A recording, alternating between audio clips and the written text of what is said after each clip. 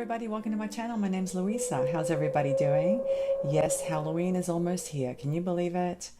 I don't know what happened to 2020 with everything that's been going on, the virus, politics, everything. It just seems like this year has just flown by.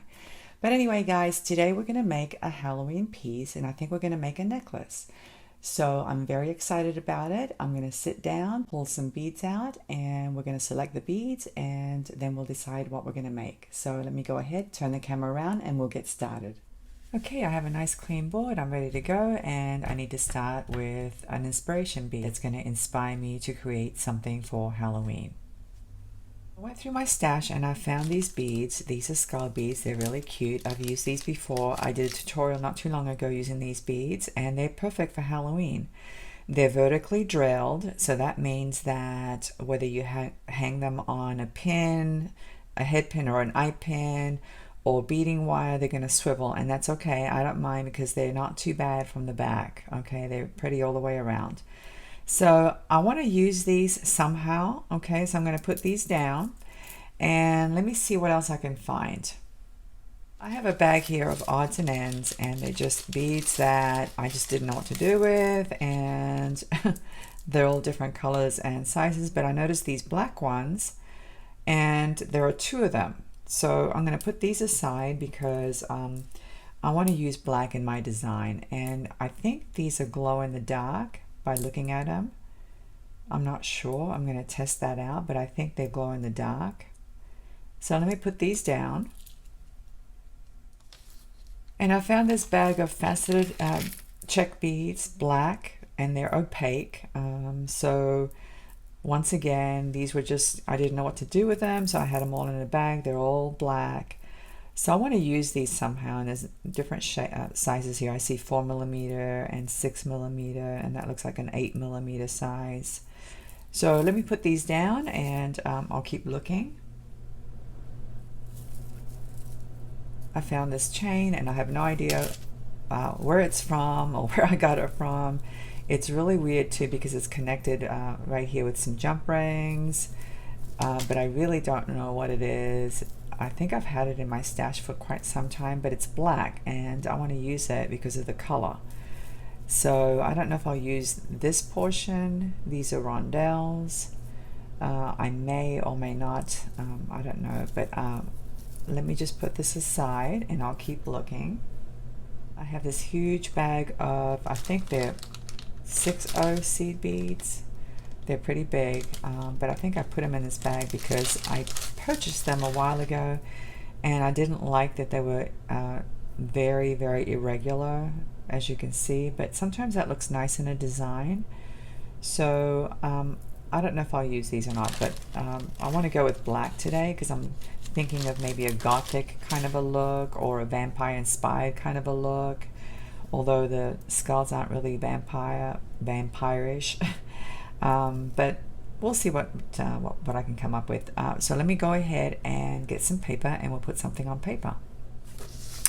Okay, let's see what we can come up with. I kind of have an idea of what I want to do. I want to kind of do some swags because to me swags look very Gothic-like and very vintage kind of. So let's just say that we start with a center bead. Okay, and I don't know if it'll be the skull bead or one of the glow-in-the-dark beads. And then I'm going to have either chain or something else there. I'm not sure if it'll be seed beads or whatever. And then maybe another bead here and another bead here.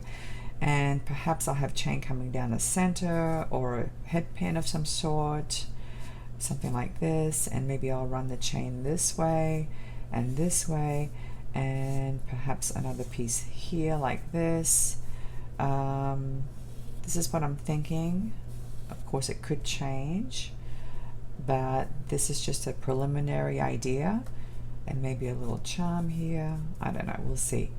But anyway, let's just go ahead and bring the beads out and play with them and see what we can come up with. Okay, first thing I'm going to do is take a piece of this necklace or whatever this is. I'm not sure what it is, to be honest, and I don't even know why it's joined like this with silver jump rings, but let me just go ahead and see how long this is. and whether or not I can use it, because there's a piece here, this piece, that I might be able to use. Okay, so let's just start with that and get my handy dandy magic rod and see what we can come up with. So these are drilled this way, okay, and let me just see if I can put something together real quick, get some ideas of what I'm going to do. I like to use the magic rods because it holds the beads nicely and I can get some idea of what I want to do. So that's one idea. Okay, another thing that I like to do is I like to take chain and I like to thread it onto beading wire or something. And let's see, maybe I can add one of these 4mm beads and maybe one of these skull beads, something like this, and maybe another 4mm. Okay, and then maybe I can just thread it through to make it swag. That would be okay too. Okay, something like that. But I'm not sure. I don't know if I like the idea of having the skull on its side like that.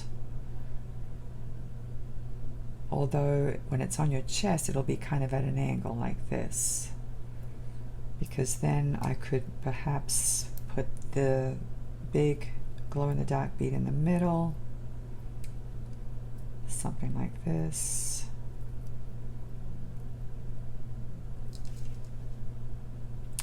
Let me just go ahead and see what this would look like. And then another one of these, well, I guess I need a 4mm. And then the skull bead. And a 4mm bead.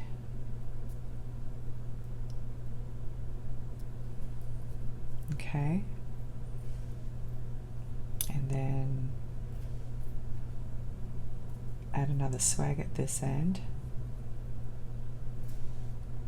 Of course, I would definitely want to count the lengths to make sure the swags are identical.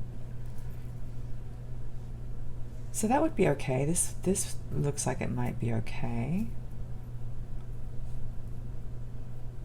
Okay, so to spare you any more pain and aggravation watching me arrange the beads and everything, I thought I would just go ahead and fast forward and show you what I came up with. Here it is. And again, I'm using the magic rod just for design purposes only. Okay, guys, you can definitely use a piece of wire.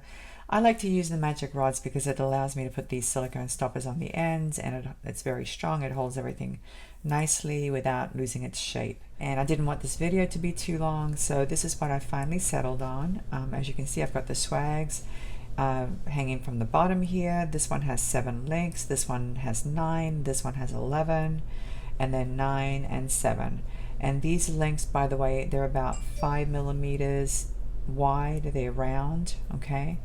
If you're curious, and don't worry, because I will leave a list of all the materials that I used down in the description. And I want to hang these charms from each of these swags as well. So this one is the large. I think this one's 8mm, 6mm, 5mm, and 4mm. So I'm going to hang it like this, and perhaps I'll use some gold seed beads to pick up the gold from the skulls. I'm not sure yet. I'm still deciding. Alright, so I was going to use thread, but then I changed my mind and I'm going to use some wire. And I can't use 18 gauge because these beads are really small. The ones there are really small. So I'm going to use 20 gauge, and I don't have black, but I have this beautiful bronze color that I think, or it's actually antique brass color, that I think will look really nice because it'll pick up some of the gold tones from the skull beads.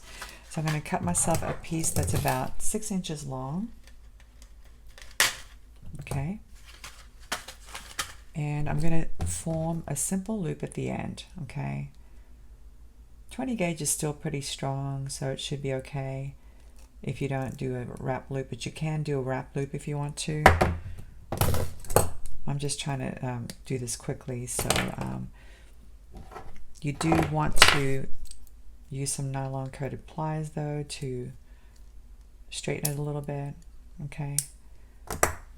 Alright, so we have our loop at the end, and you want to make sure that loop is big enough so that your links don't slide off. Okay, that's important. And we're simply going to just remove the work, remove the chain. Alright, so we're going to start by threading the first link of the chain, and then the 4mm bead, and then the skull bead, 4mm bead, and then we're going to count 7 links. 1, 2, 3, 4, 5, 6, 7. Here's the 8th one. We're going to thread the wire through the 8th link. Okay, then a 4mm bead, then a skull bead, and then another 4mm bead. And now we're going to count 9 links. 1, 2, 3, 4, 5, 6, 7, 8, 9. Here's the 10th one. Okay, thread it through the 10th link, just like that.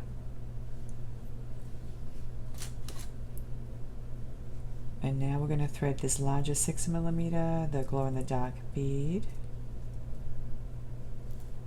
and this other one, the 6mm on the other side. So this was 7, this was 9, this is going to be 11 links. So 1, 2, 3, 4, 5, 6, 7, 8, 9, 10, 11. Here's the 12th one. Thread your wire through the 12th link.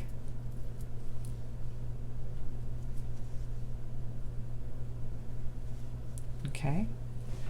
Alright, so now we're going to thread the 4mm bead,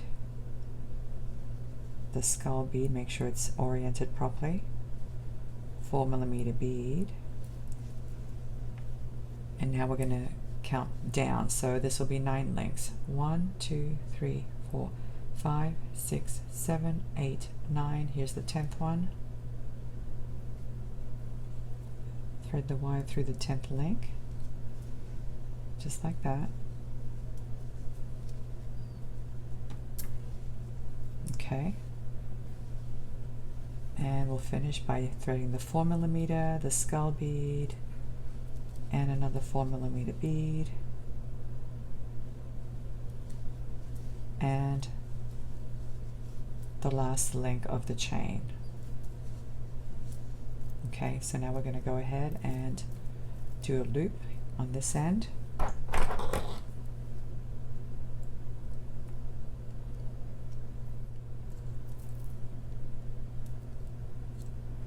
Okay, and you want to make sure that both loops are facing the same direction.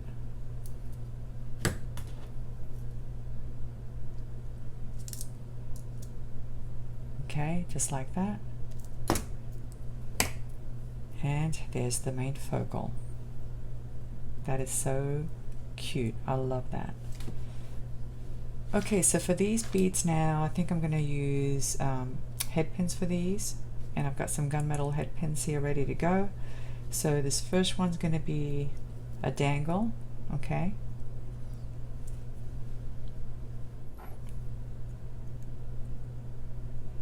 And it's going to be a simple loop. I'm not going to worry about doing wrap loops. These pins are really hard as well, so I'm not too concerned. And you want to make sure that it's straight as well. You want to make sure it's closed and that it's straight, okay? Alright, so now we're going to go ahead and get some wire for this bead here. And the hole looks like it's big enough to accommodate this 18 gauge, so I'm going to use this 18 gauge because it's black.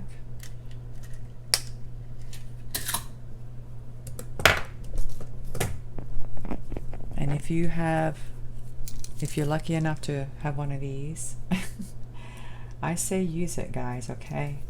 It saves a lot of time and it gives you some really nice loops. Alright, so let's go ahead and thread it through and do the other end, or you can do it manually, of course. Don't judge me, okay? I like to take shortcuts. Okay, straighten out your loops.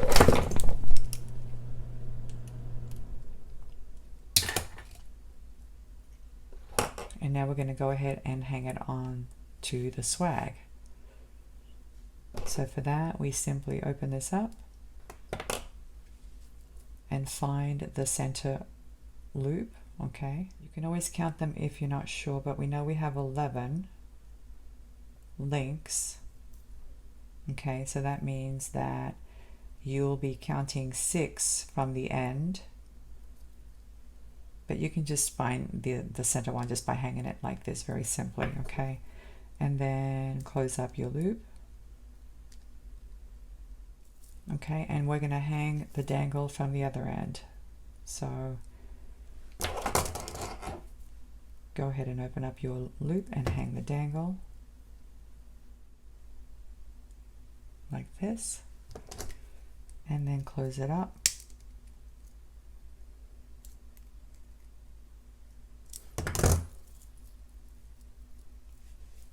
Okay, so that's the first step.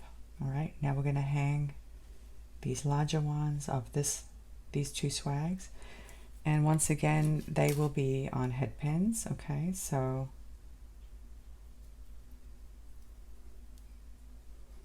I'm going to go ahead and do a loop and I'll be right back. Okay, I'm back, and I went ahead and put the other ones on head pins as well, and I added a seed bead.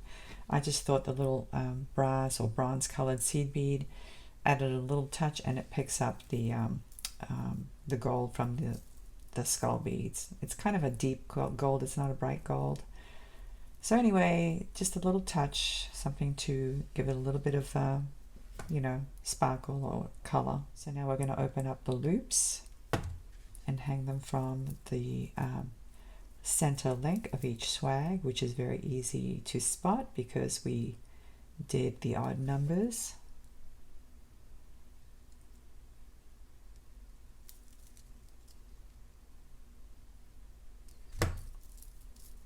Okay, there's that one.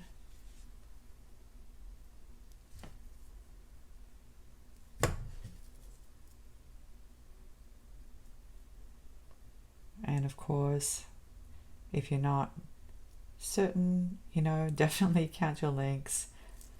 I don't like to count links, I really don't.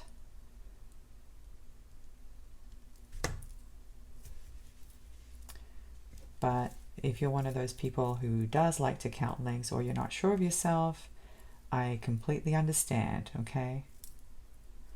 The nice thing about putting the swags on a piece of wire like this is that even if they spin around, they usually straighten themselves out very easily without getting tangled up. Sometimes if you use jump rings, it can be a little bit of a problem. Swags can, you know, they can get tangled up with the links and everything, with the jump rings. Okay, so here we go.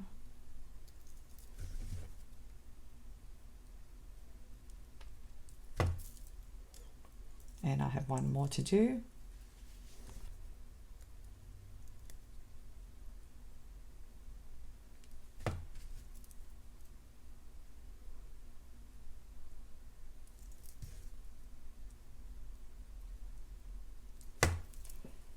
Alright, so the focal piece is complete,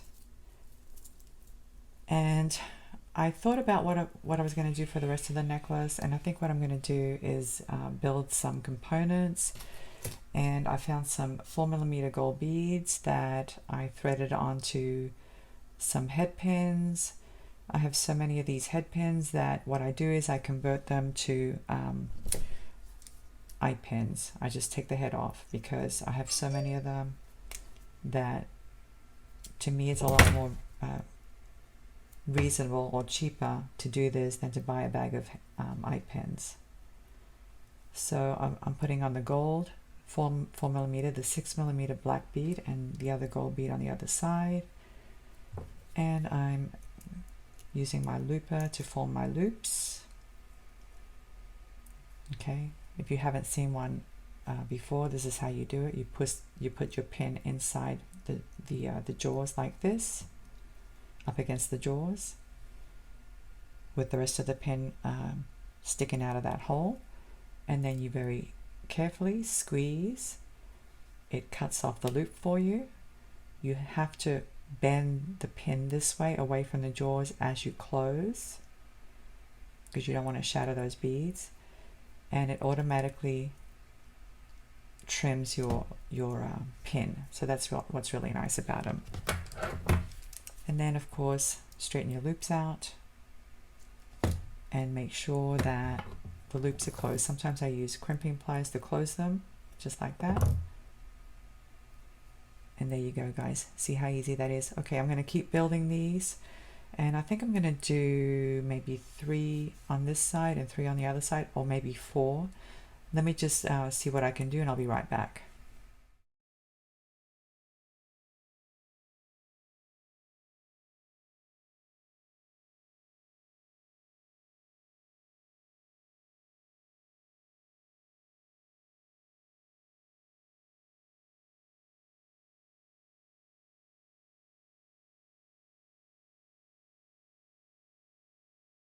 Okay, so I decided to do 4, and I think I'm going to just do chain at the end.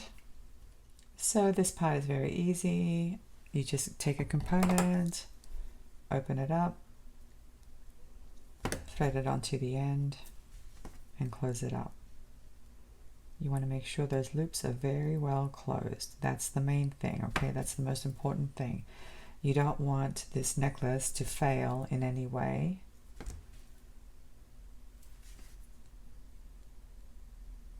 And these head pins or eye pins are pretty strong, so I'm pretty confident they're not going to pull apart. And the final one.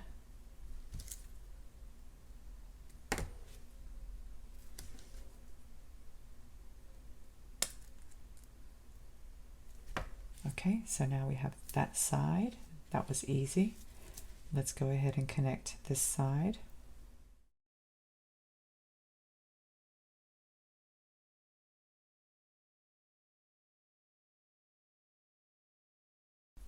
Okay, so I have the components connected. That was very, very simple. Very simple. I'm loving how it looks. Isn't that cute? So now the only thing I'd have left to do is connect some chain at the top, and I think I'm going to go ahead and use some of this weird chain that I have no idea where it's from, but I'm going to go ahead and use that at the very top. So let's see, how long do I want this? I'm going to hold it up to my chest, but I'm thinking maybe between 16 and 18. I'm thinking more 16. I like my necklaces, especially this style, up near the collarbone or above it. So let me go ahead and put it up on my chest. I'll look in the mirror and I'll be right back. Before I go to the mirror, I want to connect this end of the necklace to the chain. That's always a good idea, okay? That way you'll be able to figure out how much chain you're going to need. All right, so let me go ahead and do that and I'll be right back. Okay, so I'm back, and I wanted to show you this little trick that I use. Whenever I use this kind of a chain which has relatively large lengths, I don't know, they're about 5 millimeters, I think, in dimension. What you can do is you can actually, when you go to cut the other side, this is the side that's going to have the lobster claw clasp. But when you go to cut the other side, you want to do it a little bit longer and add a little dangle at the end so that whoever you give it to has the option of putting it in any of the lengths that they choose, okay, to wear it shorter or longer. So that's a little trick. Okay, so let me go ahead and attach this clasp. You very simply put it on a jump ring like this and close it up really well, okay? All right, so now for the other side, what I'm going to do is I'm going to go ahead and connect it to the necklace itself. I'm just going to connect that last link on there,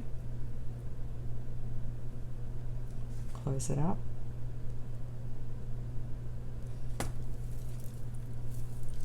All right, and I'm just going to eyeball it. I'm going to make it just a little bit longer.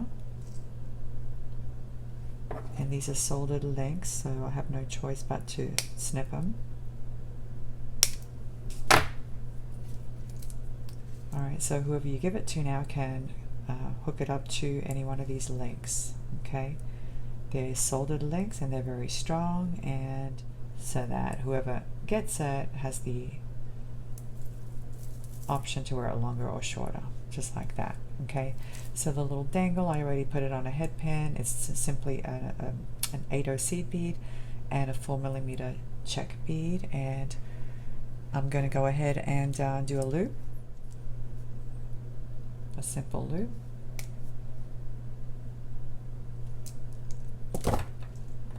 And then very simply open it up, hook it onto the end, and close it really, really well. Okay, and there we go, guys. I did have to bend it when I took it to the mirror. I bent this a little bit more so that it draped properly on my chest. But isn't that gorgeous? I love it. It's so cute. I love the skull beads. Look at them. They're so adorable. Okay, I'm going to go ahead and I'm going to put this on, and I'll come back and say goodbye. I wanted to show you the glow-in-the-dark bead. It's so cute. It has like a greenish glow, which is fine because the little skull beads have a little bit of green in the crystals. But isn't that adorable? It's so cute. How do you like my makeup? Pretty frightening, isn't it? But you know what's not frightening? This necklace. I love this necklace. I'm all dressed up and nowhere to go.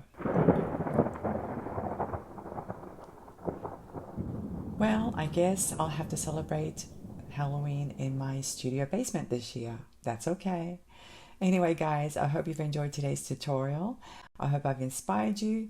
Go out and make your own necklaces and have a great time and enjoy Halloween. Even if it's inside this year, you can still have fun. Thank you so much, guys, and I'll see you next time. Happy Halloween. Bye.